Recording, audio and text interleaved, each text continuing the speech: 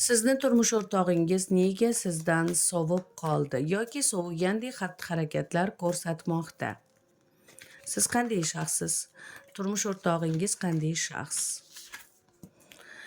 Siz qo'rqibroq gapirasiz. Ya'ni ko'pincha o'ylaysizki, men erishadigan narsalarimga boshqalar erishdi.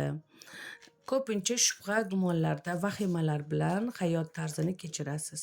Turmush o'rtog'ingiz esa ko'ngli qolgan, ko'p ishlari o'xshamaganligidan, boshlagan ishlari o'zi kutganidek natija bermaganidan o'zini qobig'iga o'ralib olgan, lekin yaxshi inson.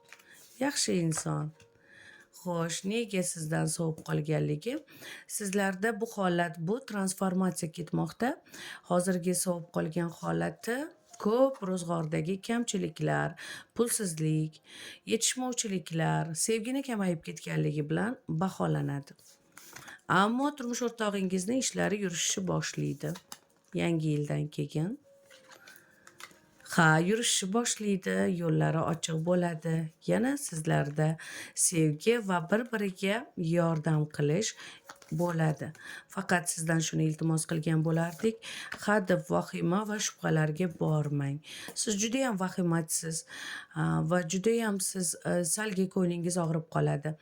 Juda ham uzoq xafa bo'luvchi shaxssiz. Bu yaxshi emas.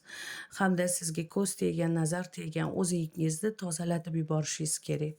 Shunda hammasi yaxshi bo'ladi.